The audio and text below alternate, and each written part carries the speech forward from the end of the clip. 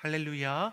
하나님의 은혜와 평강이 우리 금요응답에 나오신 성도님들의 심령과 가정에 충만하기를 소망합니다. 우리 곁에 계신 분들과 사랑 인사 나누겠습니다. 사랑합니다. 감사합니다. 축복합니다. 사랑합니다. 감사합니다. 축복합니다. 우리 한 번 더 인사하겠습니다. 기도로 승리합시다. 기도로 승리합시다. 아멘이시죠? 여러분, 기도로 승리하는 우리 주의 성도들 되시기를 바랍니다. 아무리 힘들다 어렵다 해도 하나님의 은혜 가운데 우리를 안전하게 지키시고 또 돌보아 주심을 믿습니다. 우리의 시선이, 우리 삶의 마음의 중심이 오직 하나님 앞에 나아가기를 소망합니다. 무엇에 붙들리고 살아가는 것은 참으로 중요한 것이죠. 하나님께 붙들리고 그 말씀에 사로잡히는 삶은 엘리야를 통해서 보여주시는 것처럼 능력이 있고 권세가 있는 삶이 될 줄 믿습니다. 저와 여러분이 말씀을 온전히 붙들고 늘 깨어 기도함을 통해서 말씀이 능력이고 실제가 되는 것을 날마다 경험하여 나가기를 좋으신 예수님 이름으로 축복합니다. 신앙생활을 달리기의 비유를 많이 하죠. 사도 바울도 달려갈 길 다 가도록 힘쓰겠다라고 고백하지 않았습니까? 달리기 중에서도 우리 신앙생활을 또 어떠한 달리기로 비유합니까? 마라톤에 또 비유하지 않습니까? 꼬린점을 향해 묵묵히 달려가는 것이 우리 신앙의 모습과 또 비유하는 것이죠. 힘들면 멈춰서서 실수는 있지만 이제 돌아가거나 다른 길 가지 않아야 하는 것이죠. 포기하지도 않고 묵묵히 그 마지막 결승점을 향해 나아가는 것이 비슷합니다. 신앙의 여정은 마지막까지 달리는 것이기 때문에 도중에 평가하거나 또 평가를 받을 이유도 없습니다. 끝까지 달려보아야 하나님 앞에 서게 됐을 때 그 결과를 알 수 있는 것이죠. 마라톤 경기는 구간이 정해져 있습니다. 그래서 구간마다 전략을 세워서 이 달리기를 하죠. 첫 구간을 선두로 달렸다고 해서 마지막 구간까지 선두로 달려갈 수 있느냐? 그것은 모를 일입니다. 선두 그룹이 아니었던 사람이 우승하는 일도 있기 때문인 것이죠. 신앙도 마찬가지 아닙니까? 나중된 자가 먼저 되기도 하고 먼저 된 자가 나중되기도 합니다. 그러기에 우리의 신앙은 포기하거나 좌절하거나 주저하지 않아야 할 것이죠. 주님을 온전히 바라보며 우리가 달려갈 길 다 가도록 믿음을 지켜나갈 수 있는 우리 모두가 되기를 소망합니다. 엘리야가 하나님의 말씀에 사로잡히니까 하나님의 위대한 일을 감당하는 선지자가 되었습니다. 근데 본문의 말씀을 보면 그러한 능력 있는 선지자도 하루아침에 내리막길을 걸어가는 것을 보게 되는 것이죠. 그렇게 뛰어났던 신앙의 경험을 많이 했던 엘리야조차도 한순간에 무너지는 모습을 보게 된다는 겁니다. 엘리야가 범죄한 아합 왕 앞에서 하나님의 말씀을 선포하니 어떠합니까? 비가 내리지 않았습니다.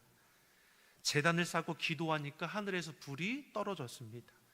도랑의 물까지 살라버리고 재물이 하늘로 받쳐지는 놀라운 경험을 엘리야만이 아니라 바알 선지자들도 온 이스라엘 백성들도 보게 되었습니다. 바알 선지자 450명이 기손 시내에서 무너뜨리는 그런 놀라운 역사까지도 보게 되었습니다. 또한 기도하니까 어떠합니까? 3년 6개월 동안 내리지 않던 비가 이 앞서 말씀을 보니까 폭우처럼 내리게 되었습니다. 그리고 능력을 받아 아합 왕의 궁이 있는 이스라엘까지 엄청난 힘으로 달려가는 것이 오늘 본문의 46절의 말씀입니다. 46절의 말씀을 우리 같이 보겠습니다. 여호와의 능력이 엘리야에게 임하매 그가 허리를 동이고 이스라엘로 들어가는 곳까지 아합 앞에서 달려갔더라. 여호와의 능력이 엘리야에게 임하니까 마차를 타고 먼저 출발한 아합보다 앞서서 달려가고 있다라고 기록하고 있습니다. 이처럼 엘리야는 하나님의 놀라운 역사를 지속적으로 경험한 자입니다. 그런데 그러한 엘리야가 한순간에 무너졌다라는 것이죠. 그 이유가 어디에 있습니까?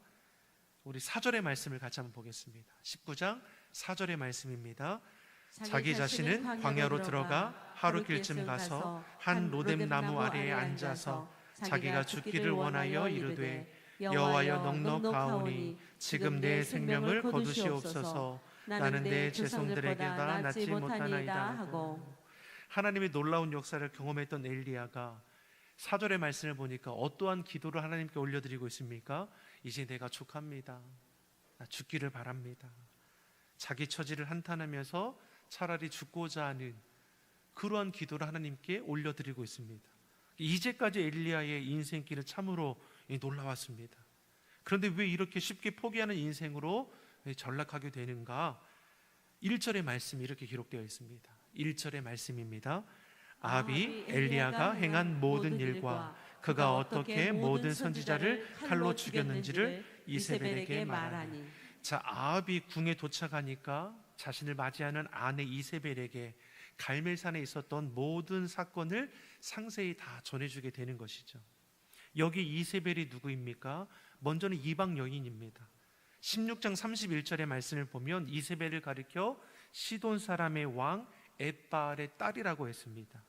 이세벨은 시돈 사람입니다.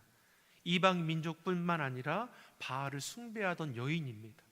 이세벨의 아버지는 시돈의 왕이자 바알의 제사장입니다. 그러한 자의 딸을 정치적인 안정을 위해서 아내로 맞이한 것이죠. 그로 인해 아합 왕뿐만 아니라 온 이스라엘 백성들이 하나님을 떠나서 우상 숭배하게 되는 이유가 되었습니다. 자, 이렇게 그럼에도 아합 왕이 무엇입니까? 정신을 차리지 못하지 않습니까? 갈멜산에서 하나님의 놀라운 역사를 목격했습니다. 바알 선지자들 450명과 하나님의 선지자 엘리야와 대결을 벌였는데 누가 이겼습니까? 엘리야가 이겼습니다. 저들이 미친 듯이 제단을 쌓고 돌면서 칼과 창으로 몸에 상처를 내고 피를 뿌리면서도 자신들의 우상신에게 간절히 호소했지만 아무런 응답이 없었습니다. 거짓된 것은 그 어떠한 능력도 힘도 없는 것이죠. 하지만 여호와 하나님을 의지하는 엘리야가 제단을 쌓고 물까지 부었음에도 불구하고 하늘에서 불이 때려서 온전히 다 살라버렸습니다. 그런 놀라운 역사를 아합 왕이 경험했습니다. 대결을 벌이기 전에 엘리야 선지자가 저들에게 했던 말이 무엇입니까? 너희가 어느 때까지 머뭇하려느냐. 하나님이 참되신 분임을 증거하는 귀한 역사를 보였습니다.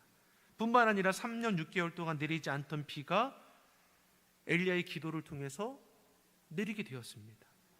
그런 놀라운 역사를 경험하고 궁에 돌아왔음에도 불구하고 자신의 아내인 이세벨에게 이러한 상황을 다 설명하는 것이죠. 다시 말해 눈치를 보는 것입니다. 자, 그러니 이 아합 왕을 통해서 갈멜산에 있었던 그 사건을 내용을 다 들었던 이세벨이 하는 말이 무엇입니까? 본문 2절의 말씀입니다. 2절의 말씀 같이 보겠습니다. 이세벨이 사신을 엘리야에게 보내어 이르되 내가 내일 이맘때에는 반드시 내 생명을 저 사람들 중 한 사람의 생명과 같게 하리라. 그렇게 하지 아니하면 신들이 내게 벌 위에 벌을 내림이 마땅하니라 한지라. 이세벨은 아합의 말을 듣고 사태의 심각성을 간파하는 것이죠. 그리고 엘리야를 그냥 내버려 두어서는 안 되겠다라는 생각에 이르게 됩니다. 그러니 사람들을 보내어 내일 이맘때까지 엘리야를 반드시 죽이겠다라고 공표했다라는 것이죠. 자, 이 소식을 엘리야가 듣게 된 것이고 그에 따른 반응이 3절의 말씀입니다. 3절의 말씀 같이 보겠습니다. 그가 이 형편을 보고 일어나 자기의 생명을 위해 도망하여 유다에 속한 브엘세바에 이르러 자기의 사환을 그곳에 머물게 하고. 아멘. 엘리야가 처한 형편을 보고 움직였습니다. 어떠한 형편입니까? 이세벨이 자기를 죽이고자 사람을 보낸다는 형편입니다. 그러한 형편을 보고 기도한 것이 아니라 도망하여 급급했다라는 것이죠. 엘리야가 지금 무엇을 보고 있습니까? 상황을 보았습니다. 상황을 보니까 어떻습니까? 가만히 있어서는 안 될 것 같습니다. 내 생명을 위해서 도망가는 것이 맞는 것이죠. 그런데 그리스도인들은 어떠해야 합니까? 상황에 붙들리는 자가 아니라 하나님께 붙들리는 자가 되어야 할 것이죠. 그리스도인은 하나님의 말씀에 민감해야 하는 것이죠. 형편에 따라 움직이는 것이 아니라 그 말씀을 따라 우리의 발걸음을 옮겨가야 하는 것이죠. 그리스도인들은 볼 것을 제대로 볼 수 있어야 합니다. 보지 않을 것에 대해서는 과감히 끊어내야 할 것이죠.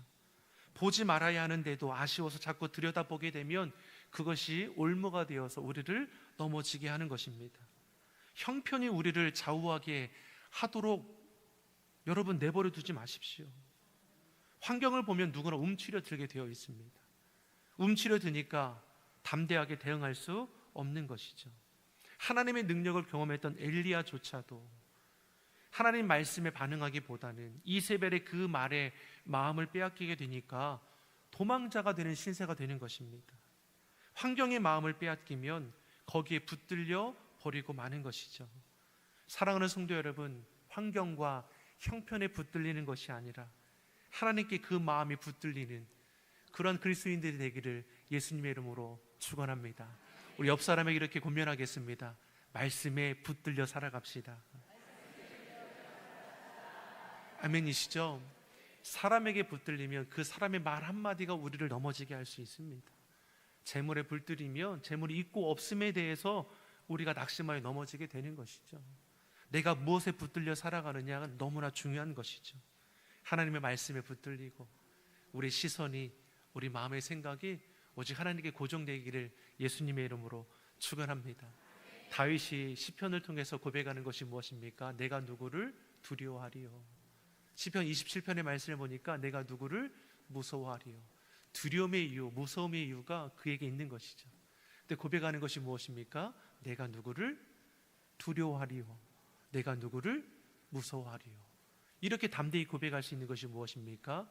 여호와가 구원이 되시고 빛이 되시고 생명의 능력이 되심을 고백하는 것이죠. 그러니 27편 4절 말씀에 고백하는 것이 무엇입니까? 내 평생의 한 가지 일, 주의 성소에서 예배하는 것을 즐거워한다 고백하는 것이죠. 하나님께 붙들리니까 고난의 자리, 좌절의 자리에서도 두려워하지 아니하고 그 자리가 예배의 자리, 찬양의 자리가 된다라는 것입니다. 사랑하는 성도 여러분, 저와 여러분도 그 삶의 자리가 어느 자리이든지 하나님을 예배하며 찬양하는 자리가 되기를 예수님의 이름으로 축원합니다. 우리 3절의 말씀을 다시 한번 보겠습니다. 3절의 말씀 다시 보겠습니다. 그가 이 형편을 보고 일어나 자기의 생명을 위해 도망하여 유다에 속한 부엘세바에 이르러 자기의 사환을 그곳에 머물게 하고. 엘리야가 형편을 보고 도망쳤는데 도망치는 이유가 무엇입니까? 자기의 생명을 위해서 도망하는 것입니다. 생명을 위해서 도망하기로 생각했을 때부터 이미 엘리야는 실패의 자리로 나아가는 것이죠. 이는 우리도 동일합니다. 그리스도인들의 실패는 자기를 위해 살려고 할 때부터가 시작되는 것이죠. 이제까지 엘리야의 목숨을 지키시고 보존해 주신 분이 누구이십니까? 하나님이십니다. 엘리야의 생명을 이제까지도 지켜주시고 돌봐주신 분이 하나님이시죠. 까마귀를 보내어 먹여주신 분 누구이십니까? 하나님이십니다. 사르밧 과부를 통해서 살아계신 하나님의 놀라운 은혜를 경험하며 공개함을 받게 하신 분도 하나님이십니다. 바알 선지자의 대결을 통해서도 하늘에서 불이 떨어지는 놀라운 역사를 이루시는 분도 하나님이시죠. 그런데 왜 엘리야는 지금 와서 자기의 생명을 위해서 이렇게 발버둥 치는 것인가? 아하방 앞에서 심판을 외쳤고 바알 선지자 450명과의 대결에서도 아랑곳하지 않았던 엘리야입니다. 이러한 멋진 승리를 경험하고도 엘리야는 왜 두려워하는 것인가? 사랑하는 성도 여러분, 우리는 연약하기 때문에 생명에 대해서 우리는 주춤하게 될 것이죠. 내 생명을 위해서 이제까지 생명을 보존시키신 하나님을 잊어버린다는 것은 그리스도인으로서의 실패를 의미하는 것임을 우리는 알아야 할 것입니다. 우리가 은혜로 삶을 살아내왔다면 오늘의 어려움에서도 주의 은혜 가운데 이겨낼 수 있음을 결국 잊어서는 안 될 것입니다. 내 생명을 위해 사는 것이 아니라 하나님을 위해 사는 인생임을 우리는 꼭 기억할 수 있기를 바랍니다.